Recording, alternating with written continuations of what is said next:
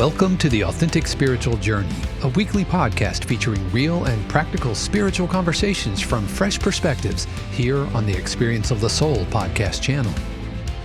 Today, episode 284, we welcome award-winning poet and author, Heather Lanier. And now your host, Reverend Cynthia Alice Anderson. Hello and welcome to The Authentic Spiritual Journey. My name is Cynthia Alice Anderson. I'm the host. I'm also lovingly known as RCA to my friends and family. And I guess that's you, dear friends. I'm here today in 818 Studios with my producer. Good morning, everybody. This is Dave Croft. Welcome back to another episode of The Authentic Spiritual Journey. As always, we love being some of the first voices you hear in a week. Hopefully set a good, positive mood and an intention for what we are confident is going to be an absolutely amazing week just for you. Yes, friends, we are glad that you're joining us, and we do have a really special show planned for you today. We have a wonderful guest with us, Heather Lanier. Thank you so much for joining us today. Thank you, Cynthia Alice. I'm happy to be here. Hi, Dave. Hello.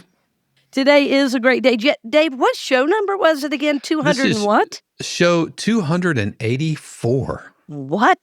Yeah, 284. Thanksgiving was just last week, and I hope everybody had a good Thanksgiving. And yeah, I'm still getting over my turkey hangover. I think it's all about you and your grilling. We did. Yeah, we smoked the turkey again. So anyway, that's for later when we don't have a very special guest. Well, friends, welcome to the show. As always, we're honored that you're with us, and we love to do shout outs. It's always amazing to me that the show is in over 100 countries and that we're way over 200,000 downloads now. I don't know how to combine all the numbers. I want to give you a real number, but now that we changed how the feed is coming out and everything. But Dave, who are we doing a shout out to today? We're giving a shout out to our friends in Denver, Colorado. Listeners, hello, Denver. Hope you are all doing well. Thank you so much for your support and for listening to not only the Authentic Spiritual Journey, but all of the programming there on the Experience of the Soul podcast channel. I'll tell you, yes, friends, we feel so strongly that we want to be able to support your soul's journey. We also know there's more than one way to grow, prosper, and evolve, and it's why we have a psychologist with 40 years experience on the channel. We also have our amazing Monique McDonald, who found herself and her voice through opera singing and is now coaching people to find their way and their journey through the empowered voice. Her show is called The Magnetic Voice. And today is another part of that journey. Heather, thank you for joining us. So I'm not a big reader of bios, Heather, because I want people just to get to know you. And I know with your authentic style, you're probably the same. But, what I want to first tell our listeners, and I want to give you time to introduce yourself, I want to just tell our listeners how amazing I think your writing is. And for people that are watching on YouTube, I want to hold up your book, Raising a Rare Girl. And was this your first book, Raising a Rare Girl, your memoir, or what was first? Yeah, I've been writing poetry for a while prior to that too. Okay. So I had some shorter poetry collections, but yeah, it's my first long book form. Yeah. Yeah, beautiful. Well, such a beautiful story of I've already recommended it to a dear friend, and we, of course, will highly recommend it on our show, and it'll be in the show notes for people to purchase. But, you've also written there's also a new book out, but somehow I want to back up and say, how did you get here? Because sometimes when we listen to speakers, writers, people that we feel like maybe have made it somehow, that we start to compare ourselves in a way that's maybe not helpful. And what we want to hear about is, you've had quite a journey, a spiritual journey, a psychological journey, a journey as a parent, right? As a wife, and your husband is in the ministry. So, you've had quite a journey to get here. Mm-hmm. Yeah. Well, I've always been a writer, so that's always been the sort of the thing that I've held on to. And I was studying poetry in college. I was very, very practical major. Yeah, right. Poetry. And then I started teaching. I taught in Baltimore with Teach for America, and I was, and then I've just always been teaching. So teaching has been a big part of my vocation, and I teach now at Rowan University through a graduate program, and our students are usually writing like big projects. They're trying to get published. They want to be novelists, and Right. it's really fun to actually talk to them about my own 20 years of publishing and how similar our own fears are. The only difference between my students and I, other than like the 20 years I've had in learning how to write, Right. is that I've spent 20 years with all the same tapes as a doubtful writer that they, have. So when they sit down and hear the voice, "This is no good, I'm a terrible writer," they think it's like true and surprising and like something to listen to. And I sit down, I hear the same voice, and I just go, "Oh, there it is." There it is. And Elizabeth Gilbert of Eat, Pray, Love will tell you the same thing. Yes. We're just more adept at dealing, like tolerating and moving through all of those tapes that tell you like you can't do this. Yes. Because those always come along when you're trying to make something. When you're being creative, the voices of doubt come along with you. Yeah, it's so important what you're saying. We on this show would, differentiate that as the personality self or the limited self and say, it can be so loud. And it's interesting because I'm teaching a meditation class right now, and some of the students, will say, "Well, my mind is busy." And I start laughing. I go, "Everybody's mind is busy." Yeah. I go Yeah. like, get in line. Everybody's mind is busy. But what happens over time as you have a discipline, and this is what you're saying, as you have a discipline, you keep writing anyway, you keep showing up anyway, you keep hearing that larger voice that's within you that we might call the soul, that larger aspect of you, the self, that really wants to express. So even though that other voice is there, we learn to tap into that that stronger, higher, more I will say connected and whole aspect of ourselves. Yeah. So I'm a writer of nonfiction and poetry, but I did an interview recently with a woman named Annalise Jolly who asked me, "What are your grounding writing practices? Do you have any?" And I thought, no, I actually have grounding spiritual practices, and Right. those are the things that I stick to. So Mhm. I'm a centering prayer practitioner, and so Oh. it's a form of Oh, yes, meditation. that was last week was centering prayer. Oh, yeah, Awesome. good, I good. love Yeah, it. Love it. yeah. So my husband is also centering prayer teacher as a Mhm. priest, and he studied with Father Thomas Keating, Oh, who yes. created centering prayer. Right. Anyway, the point, so your listeners got a little taste of centering prayer already. So, you're just sitting with yourself and you're letting go and consenting to God in yourself and Yeah. God's presence in you and God's action in you. And so you're repeatedly letting go, letting go of whatever comes up, however the mind is busy. And I do that every morning for 30 minutes. That's the grounding practice. And then I guess it sort of rolls into the writing because when those, as you said, like the mind does what the mind does, or at least the brain mind does. I guess Yes. there's like neurological cells in our stomachs too, Yeah, right? right, yeah. Yeah, so we just kind of work with it. So that's been, as a writer, my grounding practice is my centering prayer practice, and I do an Ignatian practice called the Daily Examine, which is I find a lot of very fruitful. So you review your day and look at where the language is consolation and desolation. So like where was God present, where was God distant, or where did you feel alive and full, and where did you feel depleted and Mhm. or maybe struggle, and so to reflect on those. So those are my two grounding practices. And then what writing happens is what writing happens. I try to write every day too after that, but I actually start with centering prayer. Yeah, I think all that you're saying is really so important, and we're this year especially on the show, we've always been about growth, but somehow this year the focus has been on really becoming a conscious being in every way. And this is what I see you doing because it's about it's not just about, oh, okay, I have this little spiritual practice and then I go back to my life as normal. It's that the everyday, what some people would even consider the mundane, becomes a reflection, for the spiritual process.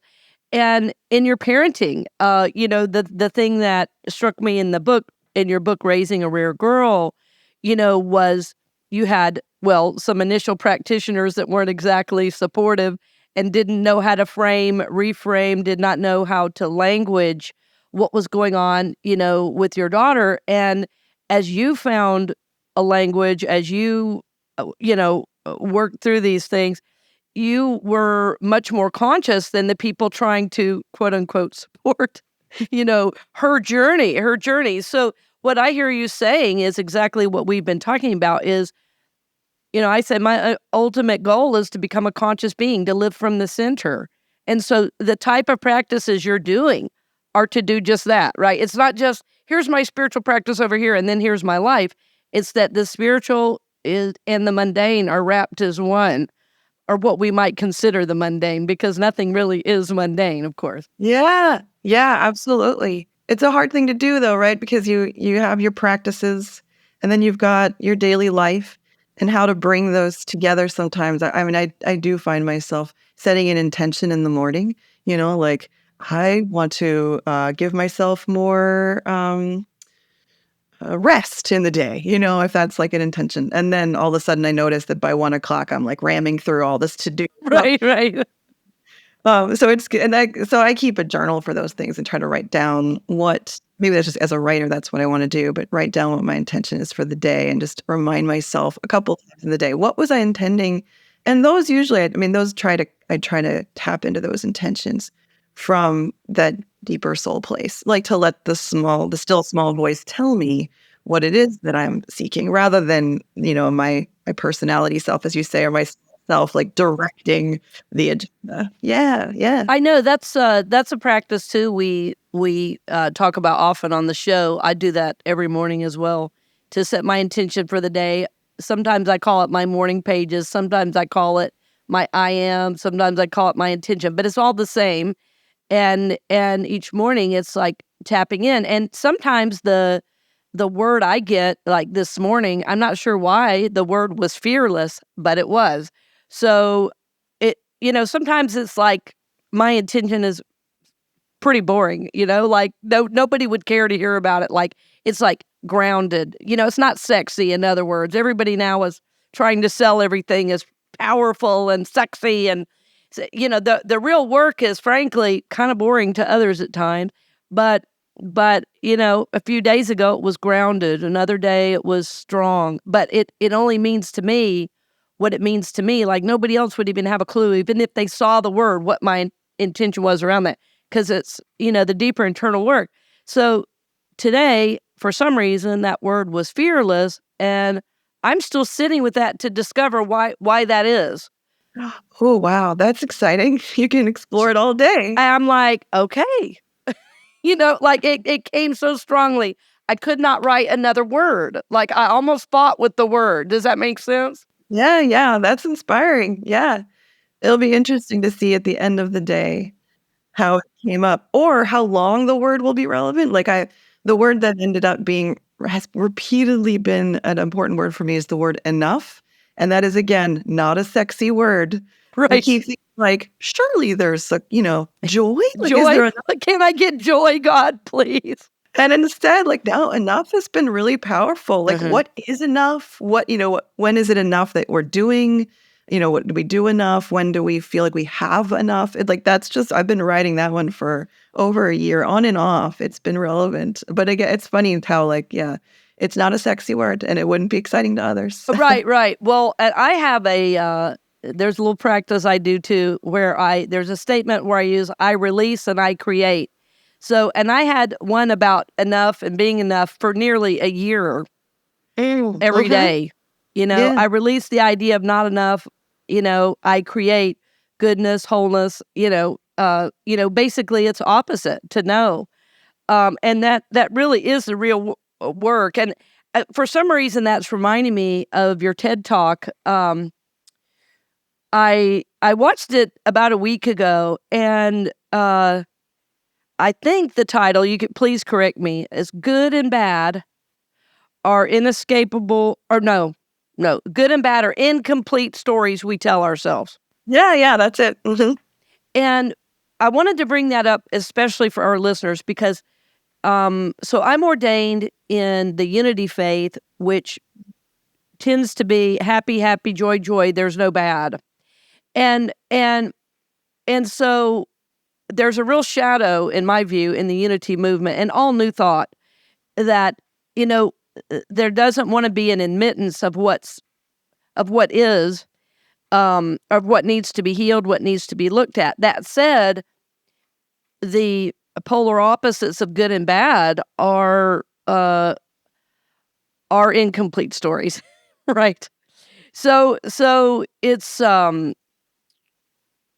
I really connected with the through line in your message, and I love the idea of a new understanding of the word normal. I've never been a fan of that word in general because I think there is no normal, and any comparison to make us quote unquote normal is going to be limiting no matter who we are or what our journey may be. So tell us a little bit about your journey with good and bad, if you would. Sure. I mean, it always fascinates me when there are when groups of, I guess, spiritual seekers, religious practitioners, ignore the Jesus story. That's a bummer, there's a lot. Jesus comes to like all the human experience, Oh, the yes. entire human experience, like the rage, the exactly, the pain, losing friends, right? So there's a full spectrum there, and I think that's God given, right? So I'll just tell a brief story of the talk is when my very first daughter, I have two. My first daughter was born with a rare chromosomal syndrome, but we didn't know that at the time. Right. And the messaging that we got about her body, because she was very small and it didn't fit inside the curve of normal, which is the whole idea of normal is constructed around the same time as eugenics and around the same time as the rise of the Nazis. And so it became very popular to determine who's normal and who's outside of normal. That's like an industrial revolution concept. So it was fascinating and troubling as a new mother to watch people read onto my daughter's body a story of tragedy because she was very tiny. But then as she developed, she was also developmentally delayed. So her chromosomal anomaly makes it so that she develops differently. And she develops more slowly, and her trajectory of a development is way more uncertain. So we didn't know whether she was going to walk or talk. And she does both of those things. Yeah, and, of course, yes. With lots of enthusiasm now. She does not stop talking, which is great. Oh, yes, that's so beautiful when you haven't known. Yeah. So, so it was this one doctor, the very first doctor the first couple of days of her life before we were released from the hospital, the doctor made this comment about, well, why is she so small? We don't know. And he said, well, it's either bad seed or bad soil, which for him meant like she's either bad or she came from a bad source, like your food wasn't right, or. And I just want to say too, the interesting thing about that comment is you were one of those moms that did everything you could possibly do. Yeah, there's a reason why the word enough is helpful for me. Yes. Because I was like, what can I do to make a very, very perfect, absolutely healthy baby? Like I'll follow all the advice, but come on, give me the other advice, like the heart. I'll follow all of it. So yeah, I did all the things you could possibly think of.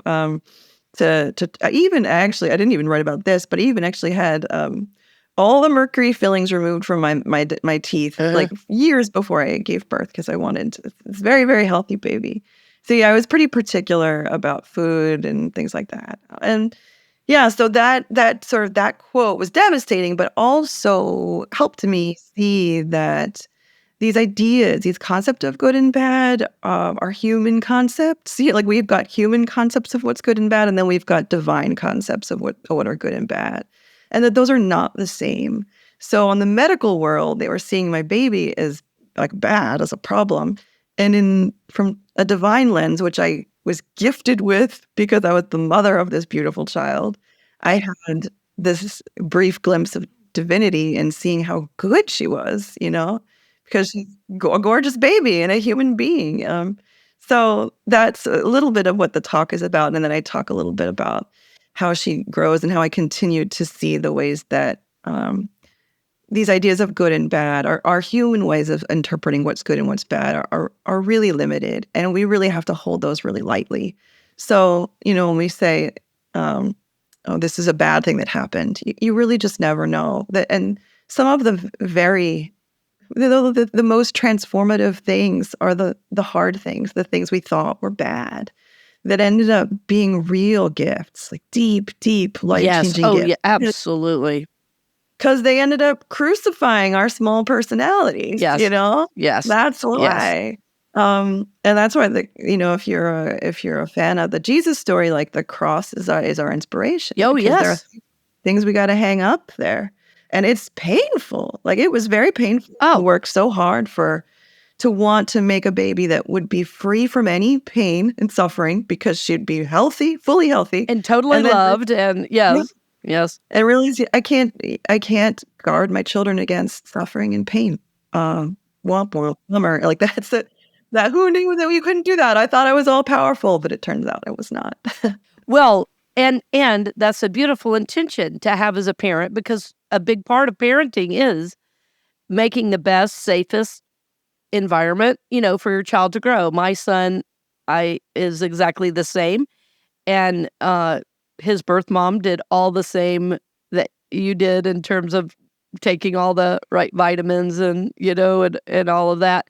But he is a growing young man. He's 16 now and making his choices. And there's ups and downs, there's pains. But I can plainly see how his soul is growing and developing and that he's learning, So I know both your kiddos, they're being provided with a beautiful environment to do that. And I think as parents, we're simply providing the best container we can that is, a place for them to fall if they need, right? Like, we're going to just provide that container. And, but there is something, I keep saying I want to write a book called Parenting the Soul, because I've worked with so many parents that will read these like how-to books, and then their kids come along and none of that works. And it's like, well, that's because you're trying to put these outer systems on a child that is not built that way, and I think your journey, at least I just only know about the first daughter, right? Because that's what you wrote about. But I could really see how that was your intention. And your husband too, how he was saying, I want to love her better. I want to know more so I can love her better. Like, that was one of the things that really touched my heart, was he wasn't scared going to an appointment. He said he wanted to know more so he could love her better. That's beautiful, beautiful. It's always helpful in a partnership when one person, there's only one person off the rails at one time. Yes. It's good. It's good. He provided lots of grounding in that moment. Yeah, beautiful. Well, I'd love, we haven't talked at all about your new book, your Psalms of Unknowing. So can you tell us a little bit about that? And I'd love to have you read something from there if you're willing, because you have such a beautiful way of writing. And my hope is that you'll share the show with some of your students and have other people hear. And there's nothing, I have an old vinyl of Gertrude Stein reading. It's really interesting. I love to hear people read their own work. So I'd love to hear, you read some of that. Yeah, so this is a collection of poems that I wrote over a long time. And I've been writing and publishing poems individually for like 18 years. And I've put together little chapbooks that would be, the chapbook is about 30 pages or so in length. But I wanted to sit down and create a cohesive collection. And a lot of these poems were written recently as well. And they all kind of center around an intersection of spirituality and feminism and motherhood. So there's usually some kind of relationship there. I guess I'll read. Do you have a poem? I'll read the last one if you don't have a particular one chosen. Right. Yes, please, you So choose. it's a bit of a spiritual. I think the book itself is constructed as a spiritual journey. So there's lots of doubt and struggle and questioning throughout, but there's certainly a lot in the beginning about, how do you bring a child into a world that's so uncertain and that's got so much difficulty, and then we move into poems about just finding some solace and finding some I guess sense of comfort even in unknowing. And so a lot of that comes from my centering prayer practice, that this sort of deep, groundless ground, you could say, the sense of being held by not the exact perfect featherbed pillow that that gives you everything you want, but being held by something even deeper that you don't, and you don't know, that it's there's a sort of deep abyss of safety even in the unknowing. So I get that feeling sometimes in my centering prayer practice, and I did get that feeling too when my husband and I would drive to these very challenging appointments where we didn't know what would happen with my daughter. So eventually I ended up going on a centering prayer retreat that where you have to be silent for about 8 days, and you meditate for 6 30-minute sessions. Nobody talks to each other. You're like in deep silence. So I'll read the last poem, which is called After a Silent Retreat. This is 2 weeks after, actually. How quickly I lose my love of all things. I nearly flick an ant off the cliff of an armchair. But remember, self, the week you spent enveloped in psalms intoned by monks? By Wednesday, you beheld a 3-balled body creeping around the onion skin of your book, its 6 teensy toothpick legs bent into all manner of delicate angles. Your chest became a doorway to a spacious, unmarked heaven. You loved that ant. The kingdom, said Christ, is at hand, meaning not ticking above in a time bomb of gold-paved streets, but tapping antenna along the heartline of your imperfect palm. So that's the end of the book, just capturing a moment where I was looking at this ant, and when I was on retreat, I suddenly had like reverence for all things. And a couple of weeks back, coming home, I was like, oh, there's an ant on my book. Wait a minute. Let's just return to that spacious place, and that's what we were talking about earlier, like bringing our practice into our day-to-day. It's a constant reminder, right? It is. Well, what's so funny is I was doing a retreat, a silent retreat. There's a little place in the middle of Kansas. It's called the Light Center. And this woman had taken this old barn and made it into a retreat center. And I was there, and I was having a beautiful experience outside. Same thing. I was a little ant on a leaf, and then there was a little grasshopper. I was all in it. And 4 days later, it was like it never happened, So, but grateful for the time and grateful for the experience. And like you're saying, it's the coming back to that. I mean, I don't know anybody who lives from this place of connection 24/7.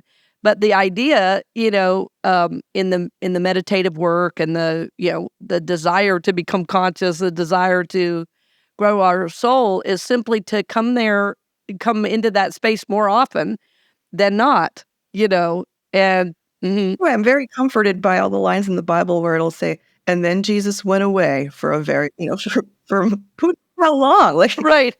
He went apart for a while. It's like, enough, you people. The disciples never knew anything, Yeah. How could they be with this guy and be this dumb but but there you go.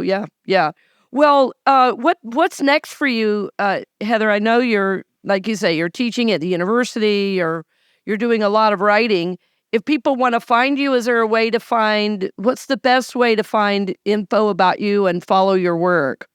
I think right now probably to go to my Substack, which is called The Slow Take, The Slow Take. So if you look me up, Heather Lanier, Lanier on Substack, You can subscribe to that, and then I share like free. Everything's free there. You can donate if you want, but it's all free content. And I write little essays once a month or so. But I also include links to whatever I've published recently. Or you can follow me on Instagram, Heather K. Lanier, Instagram. Random question: where does your family hail from? Are you what part of the country is your family from? Yeah, we're from I'm from outside Philadelphia, actually. And so and my husband and I moved around a lot for a number of reasons. Yeah. We lived in Japan, we lived in California, and then we were living in Ohio and then Vermont. And we've gotten to return to the Philly area because we live 30 minutes away now. So that is great. I just tell your husband one day I want his tea. Okay, tell him that. Oh, okay, I will. I love a really good cup of tea. I love the idea that you make multitask tea and he does. Multitask tea. So in our house, multitask tea is the tea where you're like, started brewing the tea, then you went. I mean, there's also multitask French press coffee too. Now he's upgraded to that a little bit, where it's like, you abandoned it. You thought you could squeeze a load of laundry in there. No, just stay present.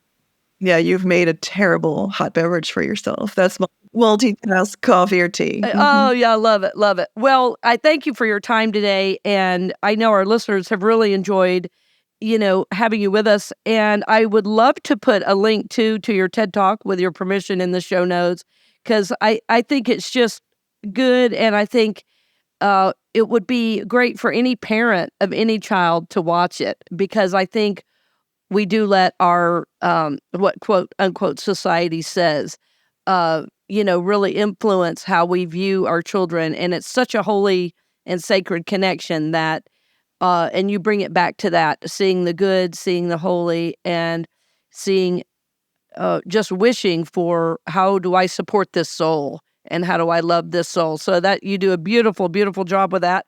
So we honor you in your journey and your writing. I mean, wow. Thank you for blessing us with it. And friends, if you have not yet bought Raising a Rare Girl, I want to encourage you to, and also to check out Heather's other works.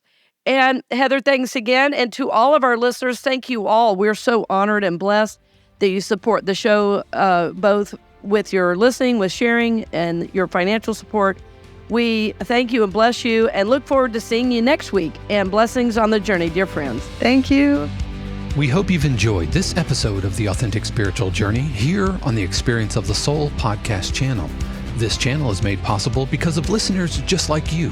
If you would like to support the channel with your tax-deductible contribution on an ongoing basis or through a one-time gift, head over to experienceofthesoul.com/support.